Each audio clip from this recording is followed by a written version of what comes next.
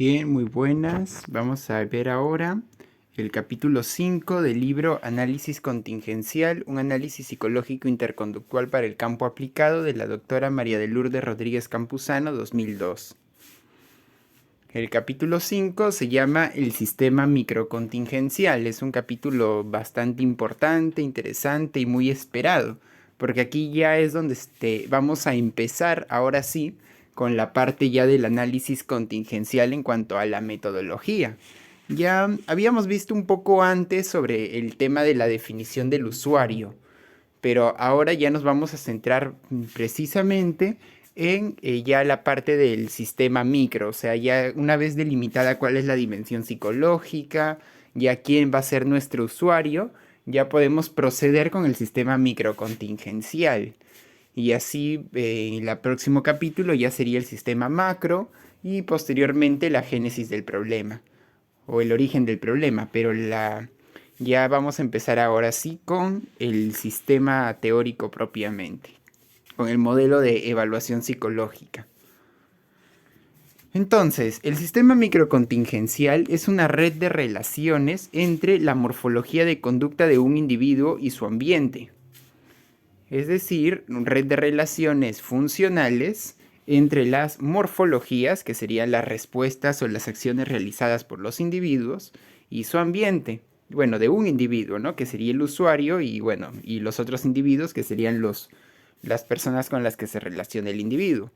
Esta es una situación definida situacionalmente. Es decir, hay una situación problema en la cual se va a dar el problema, ¿no? Y bueno, está definida situacionalmente como el campo de contingencias a analizar. Es decir, toda la situación vamos a verla como un campo de relaciones de dependencia entre eventos y este sería nuestro análisis, el nivel de análisis, bueno, nuestro segmento de análisis, digamos, que estaríamos evaluando con este sistema microcontingencial. O sea, como campo de contingencias. Vamos a ver algunos conceptos generales antes de ir de lleno con el método. ¿Cómo sería el de mediación, que hace alusión al sistema de contingencias? O sea, la forma o la organización que presentarían los estímulos, las respuestas y sus relaciones. Acá vamos a ver, por ejemplo, estos esquemas de acá, que son tomados del canal de infrahumano, son sistemas de contingencia. Cada uno se podría decir que son formas de mediación, la forma en la cual se ven ahí organizados los estímulos y las respuestas y las relaciones en cada nivel de desligamiento. Por otro lado, el mediador sería el elemento crítico que estructura un sistema de contingencias, que en este esquema se podría representar por la parte que está encerrada con el circulito verde. Esa parte sería el mediador, el elemento crítico que hace que todos estos estímulos y respuestas y relaciones se organicen de esta forma específica. Ahora, el mediador puede ser una persona que ya sea, claro, mediante su conducta. Si el mediador es la conducta de una persona y que sería de manera directa, o sea, regularía de manera directa la conducta de otra, esta sería una mediación más en una organización suplementaria, donde él sería el encargado de premiar o sancionar. Mientras que en una mediación indirecta o sustitutiva, él estaría aludiendo a otras circunstancias en las cuales las conductas de la persona mediada, o sea, estarían conllevando ciertas repercusiones, pero en base a lo que digamos que el mediador estaría más como que orientando en cuáles podrían ser las posibles consecuencias de las conductas y algunos aspectos incluso ya eh, más formales, por decirlo de algún modo, o más abstractos, como podría ser la idea de Dios, que no es tan concreto como el que él mismo te premie o te sancione, como sería en la mediación directa. Entonces aquí podemos ver dos formas distintas de mediación. Directa, que sería más como comportándose en un nivel suplementario donde él directamente premia o sanciona, o indirecta, o que sería más sustitutiva, donde él alude a otras circunstancias y tal vez se ven elementos abstractos como valores morales o deidades. Vamos a ver ahora los elementos del análisis microcontingencial. La semana pasada veíamos las dimensiones del análisis contingencial, que eran pues el análisis micro, macro, los factores disposicionales y las personas, pero bueno, en el video pasado. Pero ahora nos vamos a centrar en las dimensiones del análisis micro, que vendrían a ser las morfologías, la situación, las personas y los efectos. Son 3 elementos. Vamos a empezar con las morfologías. Las morfologías vendrían a ser una descripción detallada de las respuestas en la situación problemática, las respuestas del usuario y de sus otros significativos en la situación problemática. O sea, habría que enumerar o ir describiendo todo lo que hacen en esa situación. Puede ser conveniente en ocasiones cuantificar la frecuencia, duración y o intensidad, aunque no es indispensable hacer esto siempre. En ocasiones puede ser conveniente, pero no siempre. Y bueno, la morfología de conducta no es lo mismo que conducta. Aquí habría que entender que cuando hablamos de conducta, como ya hablamos al inicio, de que estábamos definiendo toda la situación como el sistema de contingencias, se entendería en este caso que toda la situación estaría entendiéndose tal más como la conducta, ya que serían como que estas morfologías del usuario estarían relacionándose con todos los demás elementos. Entonces, no es exactamente lo mismo. Habiendo mencionado esto de la morfología, ahora sí vamos a hablar con la situación. La situación aludiría al conjunto de características físicas, fisiológicas, psicológicas o sociales con función disposicional sobre la conducta del usuario. Es decir, que puedan incentivar o desincentivar ciertas conductas, o facilitarlas o dificultarlas, el que se puedan dar. O sea, tiene un efecto más probabilístico en que se dé o no se dé. No todas están presentes en todos los casos. Es decir, cuando nosotros tratemos de ir enumerando los diferentes factores situacionales o factores disposicionales del individuo, no es necesario mencionarlos todos los que, o sea, todos los que estén, pero no es necesario utilizar todas las categorías posibles de que podrían estar presentes. Solamente las que son disposicionalmente relevantes y que se pueden identificar. También habría que mencionar que no siempre que está presente un elemento cumple una función disposicional en la conducta del usuario. O sea, por decirlo, aquí se podría resaltar muchas veces la parte de objetos o acontecimientos físicos, que muchas veces está ahí en la situación, pero no es tan algo tan significativo. Entonces, o sea, muchas veces no tienen mucha repercusión sobre la conducta, o hay de repente algunos hábitos que presenta la persona, pero no tienen mucha repercusión sobre la morfología del usuario. Entonces, como que no sería relevante. Aquí hay que tener en cuenta de que estos son elementos con efecto disposicional sobre la morfología del usuario, más que nada, no tanto sobre la morfología de los otros. Aquí podríamos ver que habrían elementos ambientales como circunstancias sociales, lugares, objetos o acontecimientos físicos y conductas socialmente esperadas. Que estos ya serían los factores situacionales ambientales. Por otro lado, los factores disposicionales del individuo ya serían las competencias o incompetencias, las inclinaciones y propensiones, las tendencias y los motivos.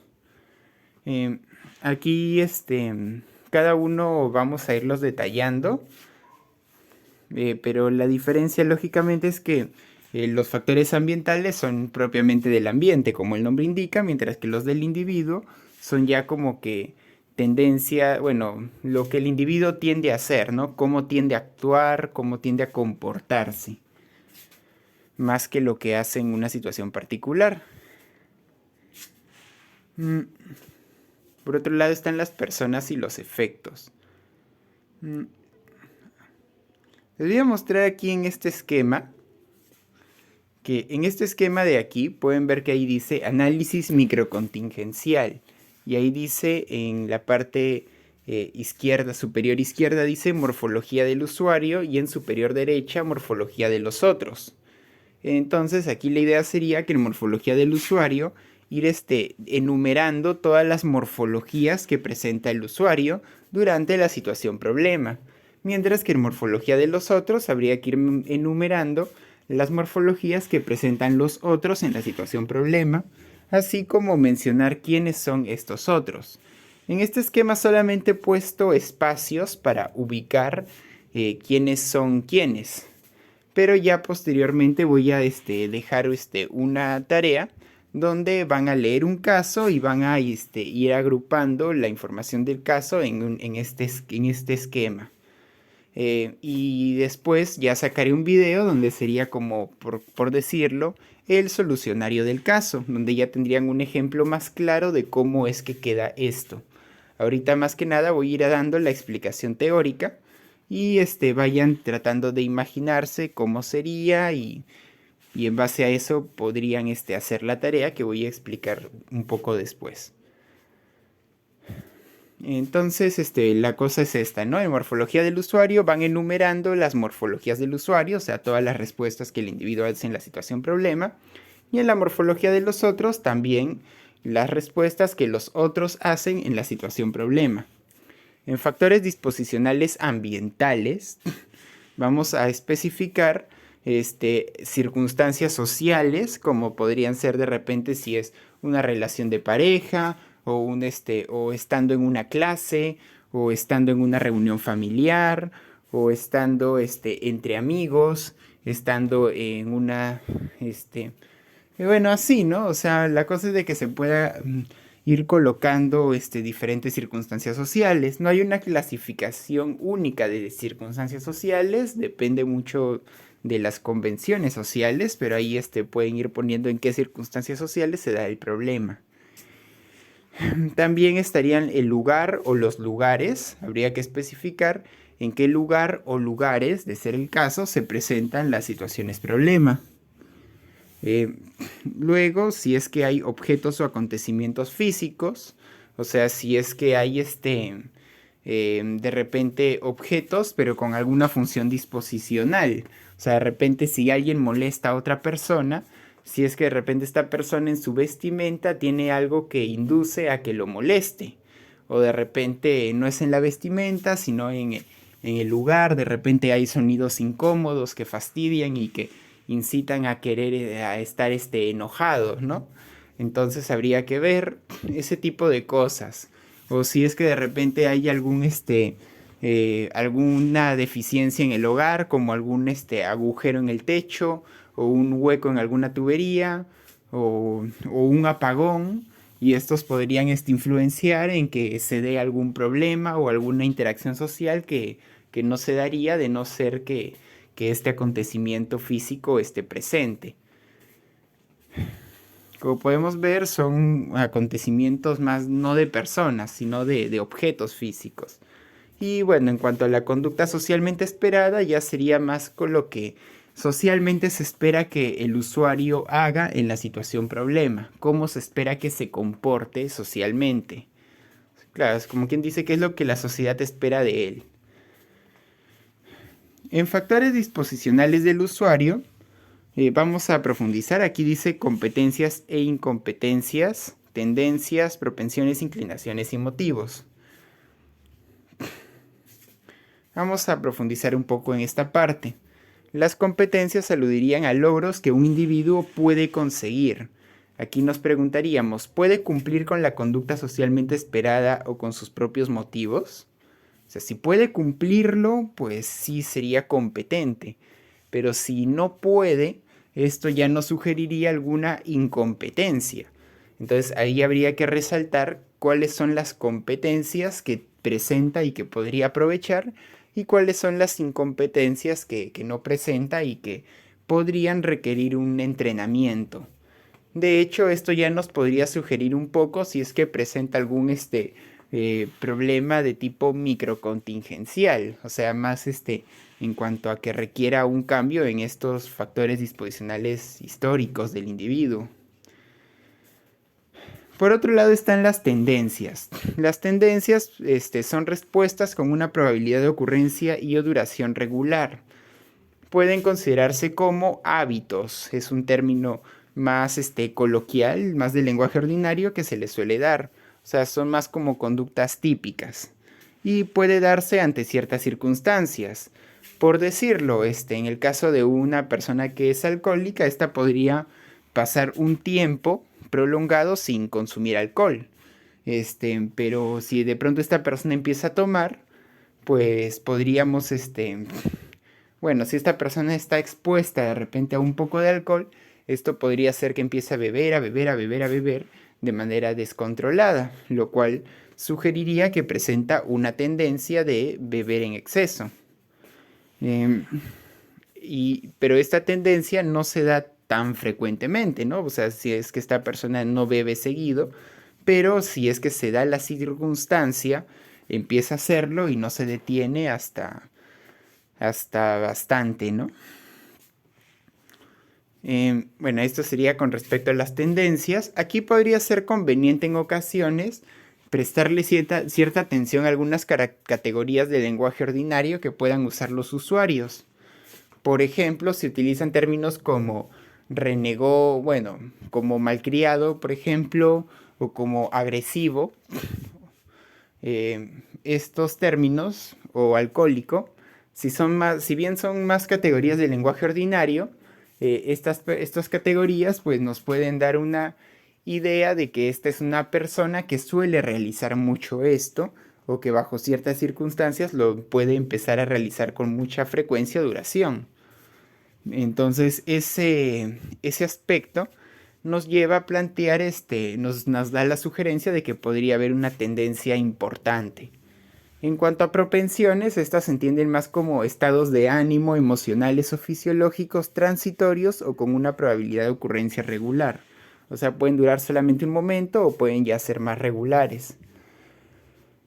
Aquí también su clasificación también es de lenguaje ordinario, aunque a diferencia de las tendencias, que son más operacionalizables, las propensiones no siempre se pueden operacionalizar.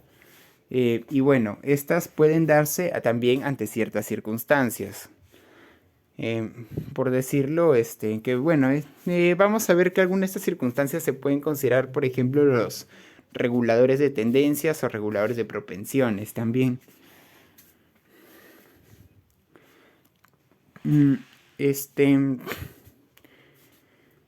Y bueno, ahora vamos a ir con lo que son las inclinaciones. Las inclinaciones son alternativas con mayor probabilidad de escogerse, aproximarse, mantenerse, usarse o consumirse. Estos se pueden entender como gustos, preferencias, estímulos apetitivos o actividades favoritas. O sea, más o menos es aquello por lo que más se inclina, aquello hacia lo que más se mantiene, o sea, lo que más le gusta, lo que más prefiere. Y por otro lado, los motivos pues vendrían a ser circunstancias consideradas importantes por un individuo y que incentivan sus acciones. O sea, es como aquello que lo motiva a actuar, o sea, lo que considera importante. Se puede vincular a veces con categorías como los de objetivos o anhelos, aunque más que el objetivo en sí sería aquello que incentiva el objetivo, o sea, aquello por lo cual se busca dicho objetivo. Además de estos factores disposicionales, también existen los sentimientos morales o los criterios morales, pero eso se analizaría más en el análisis macro. Por eso es que cuando veíamos en el capítulo anterior, se veía que de factores disposicionales había una parte en micro y otra en macro. También están los estilos conductuales que son de 4 tipos, ¿no? Los interactivos, los prelativos, los prolativos y de agregación. pero estos no son tan necesarios de considerar para el análisis microcontingencial. Se plantea considerar un poco estos estilos los estilos interactivos principalmente en lo que es el origen del problema, pero no siempre se considera tampoco. De hecho, ahora ya cada vez se toma menos en cuenta.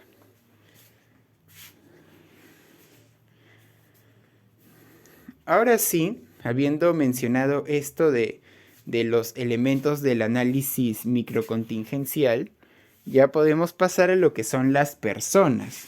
Las personas se entenderían como el rol funcional o disposicional que cumplen los participantes en la interacción.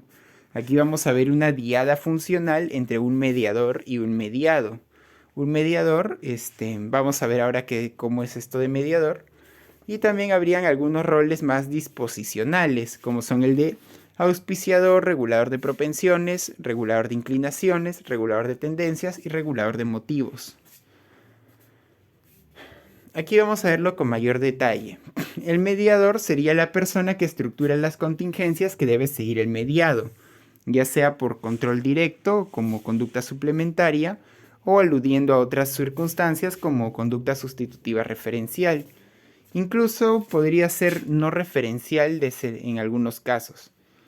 El mediado, por su parte, es la persona que se ajusta a las contingencias establecidas por el mediador, ya sea por ajuste directo o contextual, o por ajuste a criterios según circunstancias indirectas, que sería sustitutiva referencial.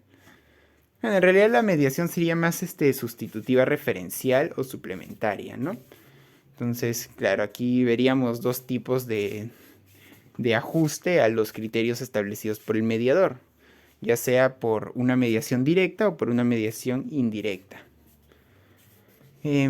Por otro lado, vamos a ver los roles disposicionales. O sea, el mediador básicamente establece las contingencias que el mediado debe seguir y el mediado se ajusta a dichas contingencias. Entonces, esta sería la diada funcional. Mientras que los otros van a cumplir roles disposicionales que podríamos considerar positivos o negativos.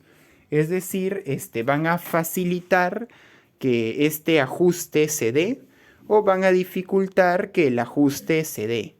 El ajuste o el dado de la orden, ¿no? De repente. O sea, tanto el hecho de que la conducta del mediador sea efectiva como que la conducta del mediado se logre ajustar va a aumentar o disminuir en probabilidad en base a estos roles disposicionales, claro, sobre la conducta del usuario. De aquí depende cuál de los dos es el usuario, el mediador o el mediado. Vamos a ver el primer rol, que sería el facilitador. El facilitador sería una persona que facilita una interacción pero sin participar en ella. Es decir, a diferencia del regulador de propensiones, inclinaciones o tendencias, que serían personas que estarían físicamente presentes en la situación problema, el auspiciador influiría en esta situación, pero sin estar físicamente presente en ella. O sea, de repente es una persona que le ha dicho al usuario algo. De repente, por ejemplo, un profesor le dice a otro profesor de que tal alumno ha estado hablando mal de él. Entonces eso podría influenciar en que el profesor esté como que medio molesto con el alumno, que podría parecer un regulador de propensiones, pero como este otro profesor no estaba en la situación problema, sería más un auspiciador, o sea, facilita pero sin participar de ella. Por otro lado, el regulador de propensiones, sí induce estados afectivos, pero estando físicamente presente. Dígase, por ejemplo, si alguien está en una clase, entra un profesor y el alumno empieza a temblar o a sudarle las manos, siente escalofrío, ¿no? Entonces, sería como que lo ve a este profesor y como que le da cierto miedo, se puede decir. Por otro lado, el regulador de inclinaciones es alguien que induce a escoger, aproximar, mantener, usar o consumir algo. O sea, digamos que si tú ves a alguien comiendo algo, pues probablemente te dé ganas de comer eso mismo. O te dan para elegir entre algunas opciones y tú ves que la mayoría elige una, entonces eso puede hacer que a ti también te dé por querer elegir esa misma opción. Entonces ahí veríamos este regulador de inclinaciones que influyen en que tú prefieras algo o que te guste más o menos algo. Por otro lado, el regulador de tendencias es alguien que induce una respuesta regular. Puede ser por la historia con la persona o por similitud con otras personas. O sea, de repente, ya sea por historia con la persona, de repente alguien que cada vez que estás con ella, no sé, de repente, bueno, habría que ver, ¿no? ¿Qué podría ser? Tiendes a... bueno, de repente podría ser mm, algunas conductas... A ver, podría ser a ver, el morderse las uñas podría ser una tendencia. El, si tú, una persona que suele barrer con regularidad su casa, podría ser, también una tendencia, ¿no? Una persona o sea, que es muy, muy pulcra, que se le pueda considerar. Entonces, de repente, pero ahora si llega alguien, de repente un familiar, o sabe que va a llegar alguien, o bueno, si llega alguien, pues lo hace con mayor, ahínco, ¿no? Y podría ser, si es una persona específica, de repente llega la pareja y podría ser por la historia con la persona. Si es de repente alguien más general, o sea, podría, con otras personas, podría ser por similitud. El asunto aquí a tomar muy en cuenta es de que para que haya un regulador de propensiones, primero el individuo tiene que presentar alguna propensión. Para que haya un regulador de inclinaciones, el usuario tiene que presentar alguna inclinación. Para que haya un regulador de tendencias, el usuario debe presentar alguna tendencia, y para que haya un regulador de motivos, el usuario debe presentar algún motivo.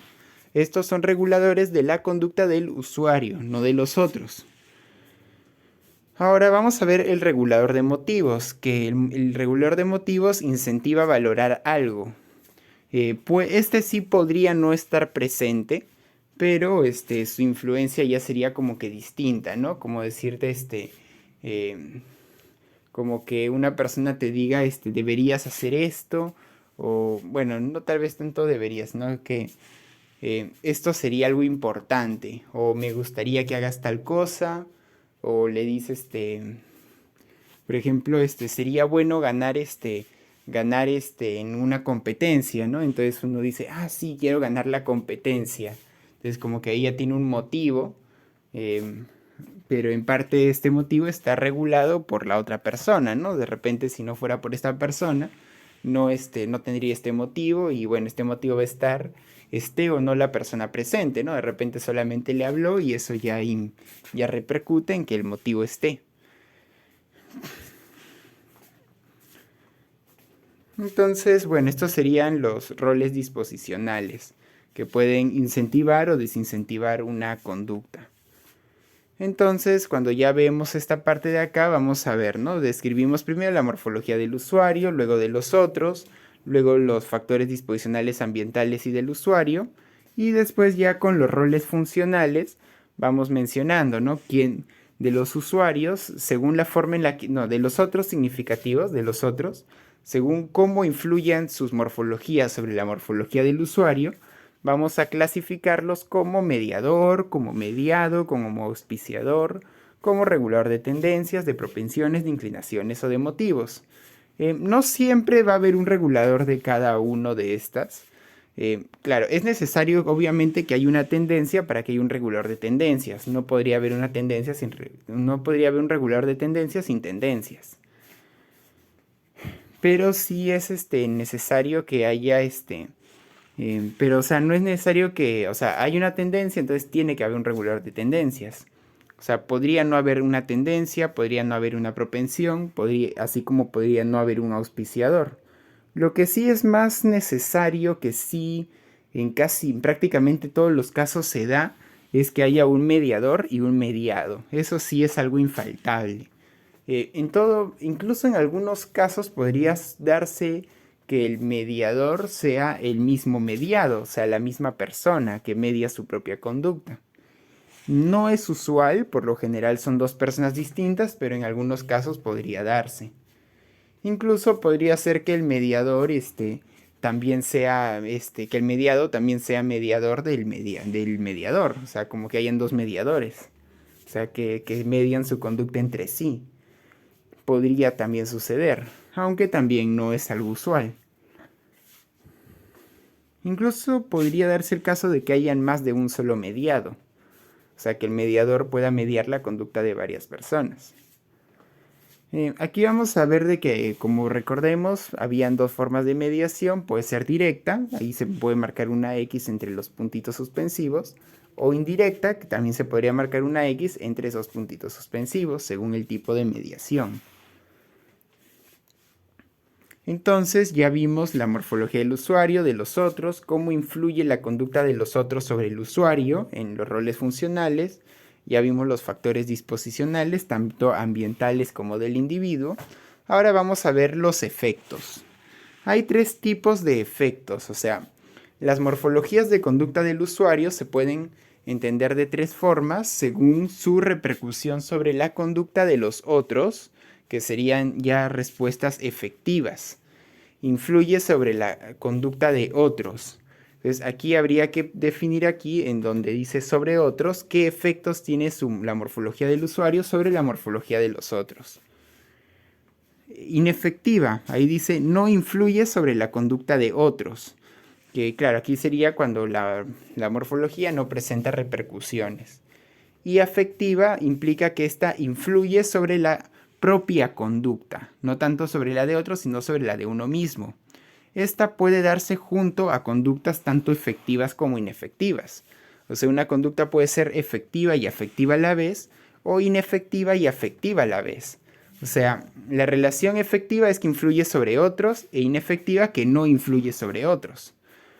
Pero una conducta puede influir sobre otros y sobre uno mismo a la vez, o no puede influir sobre otros y sobre uno mismo a la vez. El autocontrol, vamos a ver que estas serían algunas técnicas de modificación de conducta, de autocontrol, que consisten en aprender a emplear respuestas con este tipo de función, o sea, respuestas afectivas que influyen sobre uno mismo. Y cumple una función disposicional también positiva o negativa, o sea, incentiva a actuar, de la misma forma que lo pueden hacer los factores disposicionales o los roles disposicionales de las personas. Entonces, bueno, esto sería. Ahí más abajo pueden ver que dice si no, ¿qué pasaría? En esa parte que dice si no, ¿qué pasaría? Lo que se colocarían serían posibles factores de la situación, ya sea principalmente disposicionales, que si no estuvieran presentes, ¿qué cambios se darían en la situación? O sea, si es que realmente se mantendría este problema si es que este factor disposicional estuviera presente o cambiaría notablemente. Esta pregunta es importante porque nos permite darnos cuenta de cuáles son los factores disposicionales que repercuten más, o sea, los más relevantes. Y bueno, esto sería todo.